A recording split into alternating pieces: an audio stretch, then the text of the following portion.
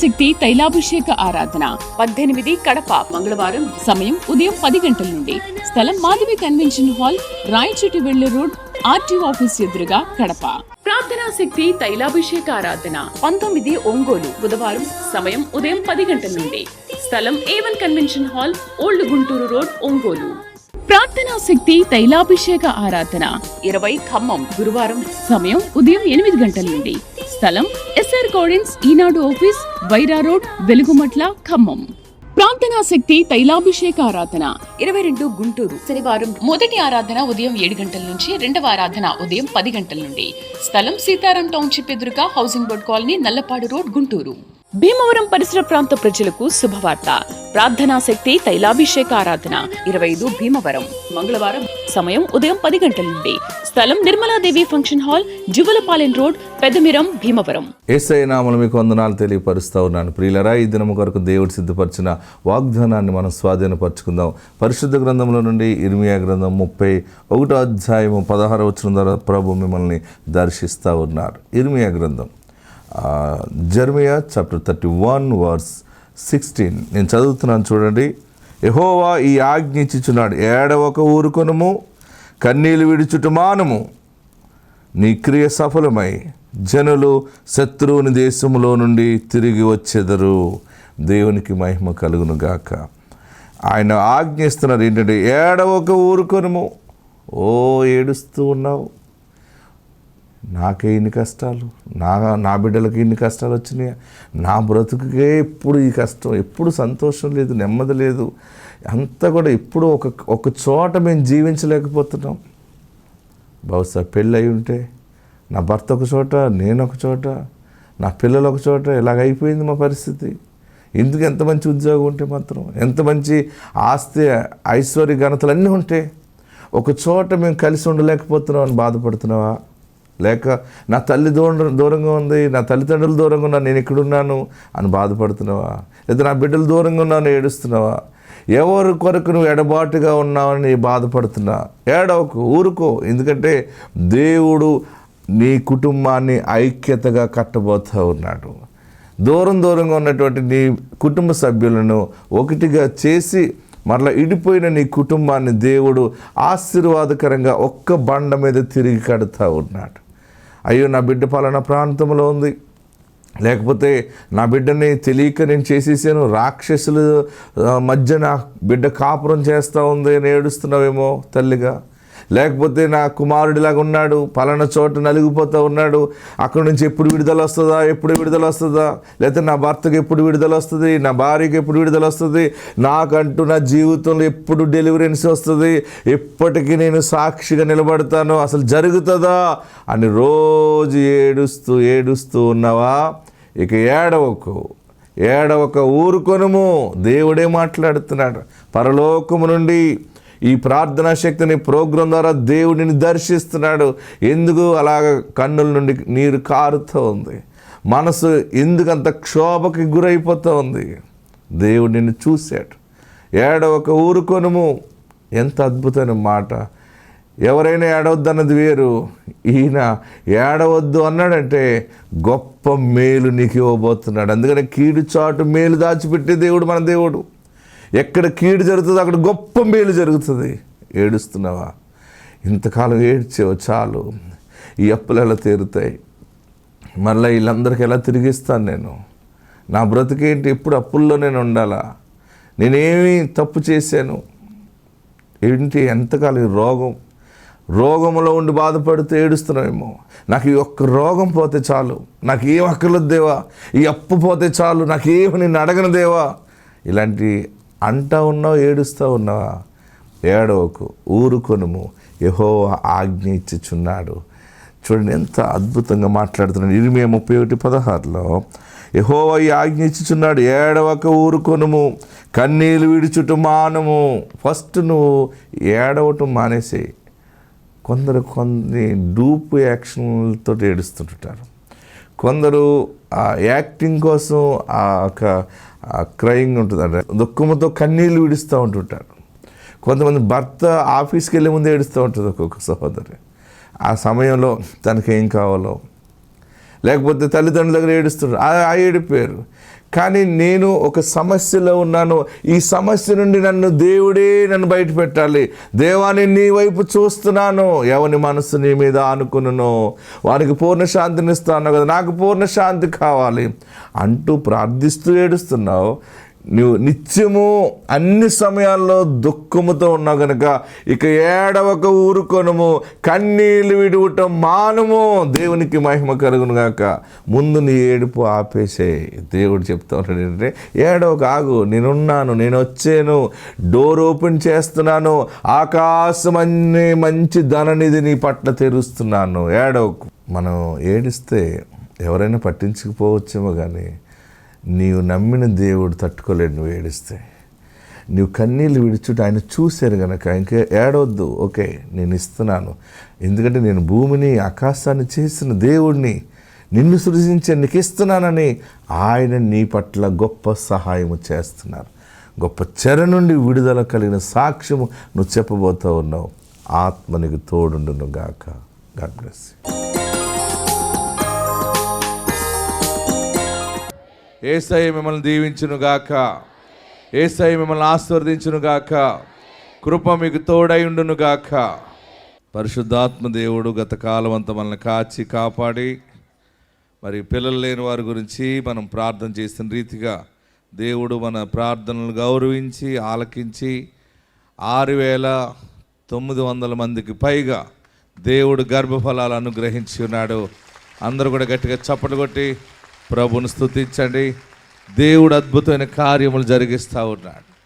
చాలామంది పిల్లల కొరకు ప్రార్థన చేస్తున్నాం.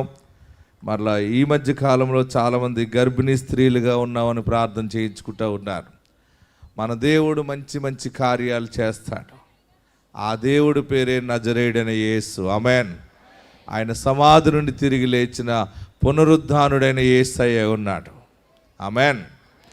మరి చాలామందికి పిల్లలు లేరని చాలా వేదన చెందుతున్నారు. ఇల్లు లేకపోతే అప్పు చేసి ఇల్లు కట్టుకోవచ్చు, కానీ ఇంకా భూమి లేకపోతే భూమి కొనవచ్చు, అందం లేకపోతే క్రీమ్ రాసుకోవచ్చు, ఫెయిర్ అండ్ లవ్లీ రాసుకోవచ్చు. ఇలాగా ఇంకా అందం కావాలంటే కాటు కెట్టచ్చు, ఇంకా అందం కావాలంటే బొగ్గం చొక్క పెట్టుకోవచ్చు, ఇంకా అందం కావాలంటే మంచి బట్టలు కట్టుకోవచ్చు, తెచ్చుకోవచ్చు. ఏదైనా బంగారం కావాలంటే కష్టపడి సంపాదించుకోవచ్చు, కానీ పిల్లలు మాత్రం సంపాదించడం అనేది మన చేతిలో ఉండదు. పిల్లలు, బైబిల్ ఏం చెప్తుంది, గర్భఫలము యెహోవా అనుగ్రహించు బహుమానం. ఈ ప్రార్థనా శక్తిలో దేవుడు మనకిచ్చిన పెద్ద వరమే గర్భఫలాల విషయంలో ప్రార్థన చేస్తుంటే ఆయన కార్యములు జరిగిస్తూ ఉంటాడు. ఆమేన్. చాలామందికి కవల పిల్లలు పుడుతున్నారు. అలాగనే గర్భఫలము యెహోవా అనుగ్రహించి బహుమానం అన్న మాట వాక్యం విని ప్రజలు వాక్యం ద్వారా అభిషేకంలోకి వస్తూ ఉంటారు. ఎక్కడైతే గర్భఫలాలు కలుగుతున్నాయో ఆ గర్భఫలాలతోటే ఉంటాయి అన్ని ఆశీర్వాదాలు కూడా. గర్భఫలముతో భూఫలం ఉంటుంది, భూఫలముతో ఆత్మఫలం ఉంటుంది. ఆమేన్. మరి మొన్న ఒక మధ్య క్యాన్సర్ వచ్చిన వారు చాలామంది బాగుపడుతున్నారు. మనము క్రీస్తునందు విశ్వాసం ఉంచితే దైవిక స్వస్థత దేవుడు మనకిస్తాడు. చాలామందిలో తెలియకుండా కంతులు పెరుగుతూ ఉన్నాయి. శరీరంలో చెస్ట్ దగ్గర, అలాగే మెడ దగ్గర, నాలుక దగ్గర, చాలా స్టమక్లోని బోన్లో అనేక చోట్ల భయంకరమైనటువంటి కుళ్ళు అనేది మనిషికి ఆవరిస్తూ ఉంది. పరిస్థితులు చూస్తే బాగుగా లేవు, రోజులు మారిపోయినాయి. అందరూ ఏదో ఒక రోగముతో బాధపడుతూనే ఉన్నారు. కానీ శుభవార్త ఏంటంటే, ఈ సంవత్సరం దేవుడు నీకు ఇచ్చిన గొప్ప మాట, చెర నుండి విడుదల చేస్తున్నానని మాట ఇచ్చాడు ఆయన. కనుక నేనున్నాను ప్రార్థించడానికి, మీరు భయపడకండి, ఏ తెగులు నీ గుడారమును సమీపించదు. ఆత్మ దేవుడు మీకు తోడున్నాడు. అందుకనే ఎంత కష్టమైనా నేను మీ మధ్యకు వచ్చి మీ అందరి మీద చేతులుంచి ప్రార్థన చేస్తున్నాను. ఎవరైనా నా కోసం ఆలోచిస్తున్నారా? చేతులుంచి ప్రార్థన చేయడం చాలా కష్టం, కానీ దేవుడు నాకు ఇచ్చిన వరముతో నేను మీ అందరి కొరకు చివరి మనిషి వరకు ప్రార్థన చేసి వెళ్తున్నాను. ఈ ప్రార్థన ఏం చేస్తుందంటే, దేవుడు నన్ను నా తండ్రికి వాగ్దానం ద్వారా ఇచ్చాడు కనుక, నా తండ్రి ఇందులోనే పెంచాడు కనుక, ఈ దైవ భయముతో నేను దేవుని యందు విశ్వాసం ఉంచి అడిగినప్పుడు ఆయన స్వరము నేను విన్నాను. నేను ఆయన బంగారు పాద దర్శనాన్ని చూశాను. తొందరలో మనం గుడారాల పండుగ పెట్టుకోబోతూ ఉన్నాం. మీరందరూ కూడా వద్దురు కానీ, ఎక్కడ నేను ఆ దర్శనం చూచానో ఆ స్థలంలోనే గుడారం కట్టబోతున్నాను. మందసాన్ని సిద్ధపరచబోతూ ఉన్నాం. నిబంధన మందసం దగ్గర మనం అందరము గొప్ప ప్రార్థన చేయబోతూ ఉన్నాం. ఆమేన్, హల్లెలూయా. గట్టిగా హల్లెలూయా చెప్పండి. ప్రియులరా, దేవుడు నా తండ్రికి దర్శనం ద్వారా ఇవ్వటం ద్వారా, నా తండ్రి నన్ను అందులో పెంచడం ద్వారా, మరి పరిశుద్ధాత్మ దేవుడు నన్ను ఎన్నిక చేసుకోవటం, నాతో మాట్లాడినప్పుడే నా యవన జీవితము సంపూర్ణంగా ఆయనకి అంకితం చేసుకున్నాను. అందుకనే రాత్రి అనక పగలనక పరిపూర్ణముగా సంపూర్ణముగా ఆయన పని నేను కొనసాగిస్తూ ఉన్నాను.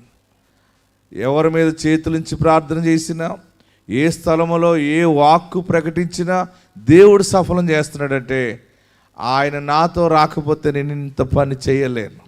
ఆమేన్. ఇది ఏ రకమైనటువంటి సంస్థకు సంబంధించింది కాదు.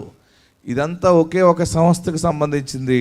అది యేసు క్రీస్తు అనే సంస్థకి సంబంధించిన పరిచర్యగా ఉంది. ఆమేన్, హల్లెలూయా. అందుకని ఎవరి మీద చేతుంచి ప్రార్థన చేసినా, ఎవరి కొరకు ఏది దీవెన ప్రకటించినా వెంటనే దేవుని కార్యం జరుగుతూ ఉంది. చాలా సాక్ష్యాలు, వేల కొలది సాక్ష్యాలు ఉండిపోయినాయి. టీవీలో అవన్నీ కూడా టెలికాస్ట్ చేస్తూ ఉన్నాం. నమ్మలేకపోతూ ఉన్నారు ప్రజలు. ఏంటి ఇది, ఇలాంటి కార్యాలు కూడా జరుగుతాయా? నేను అనుకుంటాను, దేవుడు మనల్ని బహుగా ప్రేమిస్తూ ఉన్నాడు. ఆమేన్.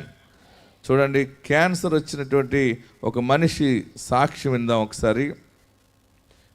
మీకు ఎవరికైనా గడ్డలుగా వచ్చిన శరీరంలో ఏదైనా ప్రాబ్లం వచ్చినా తైలము ద్వారా 7 సిలువలు వేయండి. నమ్మలేని వారు ఎగతాళి చేయొచ్చు, బాగా చదువుకున్న వాళ్ళు ఎగతాళి చేయొచ్చు, తెలియని వారు రకరకాలుగా మాట్లాడచ్చు. తెలుసున్న మనకి దేవుని శక్తి అయి ఉన్నది. ఆమేన్. చూడండి, ఈ యొక్క సాక్ష్యం విందాం. నాకైతే జూలైలో క్యాన్సర్ అని చెప్పారండి. డాక్టర్లు అందరూ చనిపోతామని చెప్పారండి. నేను ఇక ఇసాక అయ్యగారి దగ్గరకు వచ్చి ప్రార్థన చేయించుకున్నాను. అయ్యగారు నాకు ఇలా క్యాన్సర్ అని చెప్పాను, నాకు 2 చిన్న బిడ్డలు ఉన్నారని కూడా సాక్ష్యం చెప్పాను. అయ్యగారు అన్నారమ్మా, నీకు మరణం లేదు, నువ్వు జయిస్తావు, నీ ముఖంలో మరణం లేదమ్మా, పో అన్నారండి. దేవుడు చెప్పిన విధంగానే నేను మొన్న 7వ తారీఖుని స్కానింగ్ చేయించుకున్నానండి. అన్నీ నార్మల్గా వచ్చాయండి. చిన్న సాక్ష్యం దేవుడు దీవించిన గాక. దేవునికి మహిమ కలుగును గాక. స్వస్థపరిచే యెహోవా ఆయనే. దీనులకి ఎవరు సహాయం చేస్తారు? నిజంగా బిడ్డ మరణానికి వెళ్ళిపోయింది, కానీ ప్రార్థన చేసినప్పుడు ఒక్కొక్క ముఖం మీద వెలుగు చూపిస్తాడు ఆయన. వెలుగు చూపించాడంటే మాత్రం వాళ్ళు చిగురు పట్టేస్తారు. మళ్ళీ మరొక సాక్ష్యం, పాలకొల్లో ఇంకొకరికి క్యాన్సర్ వచ్చింది. అక్కడ కూడా ఈ ప్రార్థన తైలము రాసి ప్రార్థన చేసాం, దీవించాం. దేవుడు వారిని బాగు చేసిన సాక్ష్యం ఇందాం. మరి నేను చెప్పే సాక్ష్యం ఏంటంటే, నా భార్యకి మరి 2024 సంవత్సరంలో జనవరి నెలలో భయంకరమైన మరి క్యాన్సరు, డాక్టర్లు అయితే చనిపోతారన్నారు. మరి దేవుడు మరి దర్శించి మరి అయ్యగారి దగ్గరికి వచ్చినప్పుడు ప్రార్థన చేసినప్పుడు ఆ ప్రార్థనలోని మరి దేవుడు దోస ద్వారా పలికారు, అమ్మ నేను స్వస్థపరచని వెళ్ళమని చెప్పినప్పుడు నా భార్య స్వస్థపడ్డది. ఈ సాక్ష్యమును దేవుడు దీవించనుగాక. ఆమేన్, ఆమేన్, హల్లెలూయా. మరొకరికి కవల పిల్లలు మన భీమవరంలో తైలాభిషేక ప్రార్థనలో దేవుడు అద్భుతమైన కార్యం చేసేయని సాక్ష్యం ఇచ్చారు. ఆ సాక్ష్యం ఇందాం. అవును అండి, మాది నిడమారు మండలం ఎన్కేపల్లి గ్రామం అండి. పెళ్ళయ్యాక ప్రెగ్నెన్సీలు వచ్చిపోతున్నాయండి. పోతే నేను చాలా మందులు వాడానండి, చాలా డబ్బులు పోసాము. ఎక్కడికి వెళ్ళినా నీకు వస్తుంది కానీ నిలబడుతుందో లేదో గ్యారంటీ చెప్పలేమమ్మా అని అన్నారండి. అయితే నేను ఇసాగయ్య గారి ప్రార్థనకు వచ్చానండి జనవరి 2024లో భీమవరం. వచ్చినప్పుడు నేను కమలాపల్లి ఇచ్చుకుని వచ్చానండి. అయ్యగారి దగ్గరికి వెళ్ళి, అయ్యగారండి నాకు ఇలా కావాలంటే నీకు ఎవరు కావాలని అడిగారండి. నాకైతే బాబు కావాలండి అని అన్నానండి. అయ్యగారు 2 పళ్ళు తీసి నాకు ఇచ్చారండి. వెళ్ళి తీసుకుని రాపో అన్నారండి. 5వ నెల స్కానింగ్ వెళ్ళేసరికి 2 కమల పిల్లలమ్మ అని వచ్చిందండి. కమల పిల్లలు అయితే నేను చాలా సంతోషపడిపోయి మళ్ళీ స్కానింగ్ తీయించుకుంటే స్కానింగ్లో మచ్చ ఉంది అన్నారే. తర్వాత మళ్ళీ ప్రార్థనకి వెళ్ళి వచ్చిన వెంటనే స్కానింగ్కి వెళ్ళాక మళ్ళీ మచ్చ ఏమీ లేదు, తగ్గిపోయింది అని అన్నారే. కానీ నేను అప్పుడు పిల్లలు పుట్టాక నీ పిల్లలు బతకరో నువ్వు బతకవో అని నేను ఎక్కడ సంతకం పెట్టాలన్నా పెడతానని డాక్టర్లు అన్నారండి. విజయవాడ హాస్పిటల్లో పెట్టినప్పుడు నేను ఇసాకయ్య గారికి ఫోన్లో లైవ్లో చూసి ప్రార్థన చేయమన్నానండి. ఆ తెల్లారి నేను పిల్లల్ని తీసుకుని ఇంటికి వచ్చేసానండి. రోజు తైలం వేసి ప్రార్థన చేసుకునేదాన్ని అండి. దేవుడు ఇప్పుడు వరకు నా పిల్లల్ని నన్ను ఇలా కాపుదల్లో ఉంచినందుకు కృతజ్ఞత చెల్లిస్తున్నానండి. దేవునికి మహిమ కలుగును గాక. మరొకరికి చూడండి, 4 ఆడపిల్లలు పుట్టినారు, తర్వాత బాబు కావాలని ప్రార్థనకు వచ్చారు. దేవుడు వారికి చక్కని కుమారుని అనుగ్రహించారు. కుమార్ రత్నకుమారి, వీరు సంగడిగుంట గుంటూరు నుండి ఇక్కడ గుంటూరు తైలాభిషేకానికి వచ్చారు. వీరికి వివాహం జరిగిన తర్వాత 4 ఆడపిల్లలు పుట్టారు. పుట్టిన తర్వాత తను మళ్ళీ కన్సీవ్ అయింది, కానీ తనకు తెలియనప్పుడు వారు ఇలాగ గర్భఫలం గురించి ఎదురు చూస్తూ ఉండగా 4 ఆడపిల్లలు అబ్బాయి కావాలనుకున్నప్పుడు ఇక్కడికి తైలాభిషేకానికి వస్తున్న వారు ఇక్కడ జరిగిన సాక్ష్యాలన్నీ వారు చెప్పినప్పుడు వారు కూడా ప్రార్థన చేయించుకోవడానికి ఇక్కడికి వచ్చారు. వచ్చిన తర్వాత 2 నెలలకి తను కొంచెం బలహీనంగా జ్వరం అది వచ్చింది అని హాస్పిటల్కి వెళ్ళి చెక్ చేయించుకుంటే తను గర్భవతిగా ఉంది, 4వ నెల అని, అమ్మాయే పుడుతుంది ఈసారి కూడా అని డాక్టర్స్ అన్నప్పుడు తను అబార్షన్ చేయించేసుకుందామని అనుకుంది. అప్పటికే 4 ఆడపిల్లలు, మళ్ళీ ఆడపిల్ల పుడుతుందని తను భయపడి అబార్షన్ చేయించుకోవాలంటే డాక్టర్ కూడా నీకు ఇప్పుడున్న హెల్త్ కండిషన్ బట్టి అబార్షన్ చేయడం కుదరదు అని అన్నప్పుడు వారు ఇక్కడ తైలాభిషేకానికి వచ్చారు. దైవజనులకి తన పరిస్థితి చెప్పినప్పుడు దైవజనులు చెప్పారు, నీకు ఈసారి ఖచ్చితంగా అబ్బాయి పుడతాడు, నువ్వు ఏం చేయించుకోవద్దు, గర్భం ఉంచుకోమని దైవజనులు చెప్పి ప్రార్థన చేసి తనకి పంపించారు, వాగ్దానం ఇచ్చి పంపించారు. అలానే తను ఆ మాట మీద విశ్వాసం ఉంచి గర్భం ఉంచుకుంది. అలా నెలలు నిండిన తర్వాత కూడా డెలివరీ డేట్ దగ్గరకు వస్తున్నా కూడా తనకి నొప్పులు అవి రావకపోవడం, డెలివరీ అవ్వకపోవడంతో తను భయపడి ఒకరోజు ప్రార్థన చేసుకుని తీసుకెళ్ళిన తైలాభిషేకం నూనె తన నోట్లో వేసుకుని ప్రార్థన చేసుకోగానే తనకు నొప్పులు అనేవి రావడం మొదలైందని చెప్తుంది. అలానే డెలివరీ అయిన తర్వాత దేవుడు వారికి చక్కటి ఆరోగ్యమైన కుమారుడు, దైవజనులు ప్రార్థన చేసి తనకి ఇచ్చిన వాగ్దానం ప్రకారం దేవుడు తనకి బాబునిచ్చారు. 4 ఆడపిల్లల తర్వాత తైలాభిషేకానికి వచ్చి ప్రార్థన చేయించుకున్న తర్వాత దేవుడు వారికి కుమారుని అనుగ్రహించారు. ఈ సాక్ష్యం దేవుడు దీవించును గాక. చేతులు పైకెత్తి గట్టిగా చప్పటి కొట్టి ప్రభుని స్తుతిద్దాం. తైలాభిషేకానికి వచ్చిన నీవు నీ మనసులో అడగకపోయినా నీ మనసులో ఉన్న చిన్న ఉద్దేశం కూడా 100% దేవుడు దాన్ని నెరవేరుస్తాడు. ఆమెన్. ఇంకొక వింతైన సాక్ష్యం చెప్తాను, మీరు భయపడకండి. ఒక సహోదరికి 25 సంవత్సరాలకి గర్భం వచ్చింది. ఎన్నాళ్ళకి? ఆ ముందు ఎవరో పుట్టారు, తర్వాత మళ్ళీ పిల్లలు లేరు. 25 సంవత్సరాల వరకు పిల్లలు లేకపోతే ఆమె గర్భం ధరించింది. 1వ నెల, 2వ నెల, 3వ నెల, 4వ నెల, 5వ నెల, 6వ నెల, 7వ నెల వచ్చే వరకు ఆమె గర్భం ధరించిన ఆమెకి తెలియలేదు. ఎంతకాలం తెలిసింది ఆమెకి? 7 నెలలకి నేను గర్భవతిని తెలుసుకుందా. నేను అనుకున్నాను ఇంకో 2 నెలలు తెలియకుండా ఉంటే సరిపోను, ఇంకా 9 నెలలు పూర్తయ్యాక డెలివరీ అయితే ఎలా ఉన్నా అనుకుంటాను నేను. ఆ సాక్ష్యం ఉందామా ఒకసారి చూడండి. మరి ఇసాక్ పాస్టర్ గారికి నా వందనాలు. మేము మంగళగిరి నుంచి వచ్చాము. నాకు పెళ్ళయి మరి ఇప్పుడు 25 సంవత్సరాలు, పాప పుట్టింది ఫస్ట్, పాపకి 20 సంవత్సరాలు. 20 సంవత్సరాల తర్వాత మళ్ళీ నాకు ఇప్పుడు బాబు పుట్టాడు. మరి ఇక్కడికి వచ్చినాకే దేవుడి నామకు వందనాలు. మరి నాకు కడుపుతో ఉన్నాక 7 నెలల దాకా నాకు తెలియదు, 7 నెలలు నాకు తెలియదు, కానీ 7 నెలల తర్వాత నాకు తెలిసింది కడుపుతో ఉన్నానని. మరి నాకు మగపిల్లని ఇచ్చినందుకు దేవుడి నామకు వందనాలు చెల్లించుకుంటున్నాను. మరి మా పాప మరి ఎటనే డాక్టర్ చదువుతుంది, పెద్ద పాప. మరి ఈ కృప ఇచ్చినందుకు దేవుడి నామకు వందనాలు చెల్లించు. ఇచ్చిన సాక్ష్యం దేవుడు దీవించిన కాక. ఆమె మీకు ఎవరికైనా ఇంకా పెద్ద వయసు వచ్చినా సరే పిల్లలు కావాలంటే ఇస్తాడు దేవుడు. మీ పిల్లలు చూడట్లేదు అనుకోండి, చెప్పండి, మీరు మమ్మల్ని సరిగ్గా చూడకపోతే మళ్ళీ బిడ్డలను కంటామని చెప్పండి. అలా అంటారు, మమ్మీ నీకు మళ్ళీ పిల్లలు పుడతారా, డాడీ మీకు పుడతారంటే మీరు చెప్పండి, మాకు ప్రార్థనా శక్తి ఉంది, అక్కడ ఏ అప్లికేషన్ పెట్టినా దేవుడు మాకు చేస్తాడని చెప్పండి. అప్పుడు మీ కోడలు కూడా భయపడిపోతారు, అమ్మో మళ్ళీ మా అత్తగారు ఇంకొకరికి అన్నదనుకో ఈ ఇంట్లో ఇంకొకడు ఓట వస్తాడు అని. ఆ గొడవ కంటే ఈ అత్తగారికి మంచి ముద్దు పెడితే బాగుంటుందని బాగా చూస్తుంది. హల్లెలూయా. గట్టిగా హల్లెలూయా చెప్పండి. మరొక సాక్షి 7 సంవత్సరాల గర్భఫలం వచ్చింది. తన పేరు యమున, గుంటూరు నుండి ఇక్కడ తైలాభిషేకానికి వచ్చారు. తనకి వివాహం జరిగి 7 సంవత్సరాలు అయింది, అయినా తనకి పిల్లలు పుట్టలేదని బండ్లమూడి గార్డెన్స్లో తైలాభిషేకం జరుగుతున్నప్పటి నుంచి తన ఆరాధనకు వస్తున్నారని, కానీ జనప్రవాహంలో తన దైవజనులతో మాట్లాడడానికి లేక ఎన్నిసార్లు ప్రయత్నం చేసినా కుదరలేదని అప్పుడు సికింద్రాబాద్ ఆరాధనకు వచ్చారు. వచ్చి అక్కడ దైవజనుల్ని అడిగారు, మీరు నాకు తప్పకుండా వాగ్దానం ఇవ్వాలి, ఎప్పుడు పుడతారో నాకు చెప్పాలని దైవజనుల్ని అడిగినప్పుడు దైవజనులు చెప్పారు, ఈ సంవత్సరంలోనే నీకు అవుతుంది పో అని ప్రార్థన చేసి పంపించారు. తను జూన్ మాసంలో అక్కడ సికింద్రాబాద్ ఆరాధనకు వచ్చినప్పుడు దైవజనులు ప్రార్థన చేసిన తర్వాత తను అదే సంవత్సరం అక్టోబర్లో కన్సీవ్ అయింది. చక్కటి ఆరోగ్యమైన కుమార్తెను వారు దేవుడు వారికి బహుమానంగా ఇచ్చారు. ఈ సాక్ష్యం దేవుడు దీవించును గాక. దేవునికి మహిమ కలుగును గాక. హల్లెలూయా, హల్లెలూయా. గట్టిగా హల్లెలూయా చెబుదాం. మన దేవుడు గొప్ప కార్యములు ఈ సంవత్సరం జరిగిస్తూ ఉన్నాడు. మన బైబిల్ పంచాంగం మనకేం చెప్పింది? అందరూ చెప్పాలి. మీ కుడి చేయి పైకెత్తి చెప్పాలి. ఎస్. రెండవది సమకూర్చి. ఫంక్షన్ హాల్లో ఉన్న వాళ్ళు చెప్పాలి, హాల్ ముందున్న వాళ్ళు చెప్పాలి, షాపుల దగ్గర ఉన్న అందరూ చెప్పాలి. మీరందరూ కుడి చేయి పైకెత్తి సాతానుడు చూచి వినున్నట్లుగా చెప్పాలి. దేవుడిచ్చిన వాగ్దానము చెప్పండి. చెర నుండి విడుదల, సమకూర్చి నడిపించబడుట, ఖ్యాతిని మంచి పేరును ఆయన అనుగ్రహించుట. ఆమెన్. మరి జనవరి, ఫిబ్రవరి, మార్చ్, ఏప్రిల్ 4 నెలలు ఏంటి? చెర నుండి విడుదలంతే. ఆల్రెడీ స్టార్ట్ అయ్యింది, మీరు గమనించుకోండి. ఎలాగో తెలుస్తుందో తెలుసా మీకు? గర్భం ధరించి 7 నెలల వరకు తెలియనట్టు తెలియని ఉంటుంది అనమాట. ఏంటి అలాగే తీరిపోయినాయి, అప్పులు తీరిపోయినాయా? ఎలా కట్టానో ఇల్లు కట్టేసాను, ఇల్లు ముందు చూస్తావు అనమాట. ఇంత ఇల్లు ఎలా కట్టాను, ఎలాగొచ్చినాయి అంటే నీకు తెలియదు అనమాట.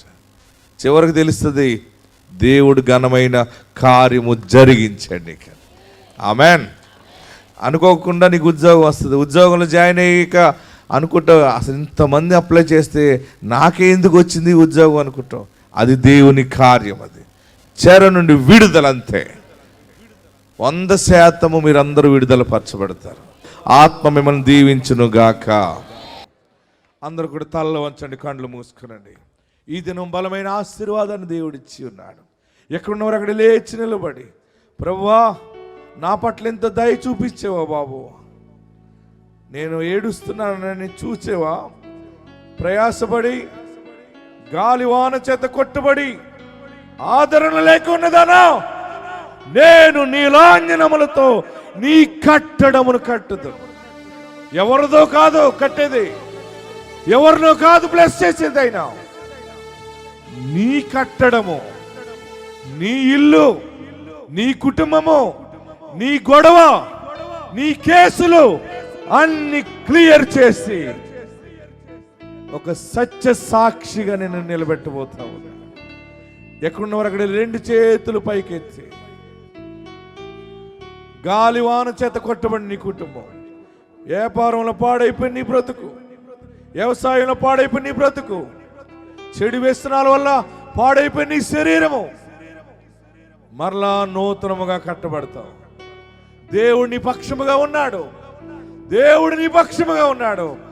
నీలాంజనములతో కడుతున్నాడు ఆయన. నీ తండ్రి గొప్పవాడు, నీ దేవుడు గొప్పవాడు.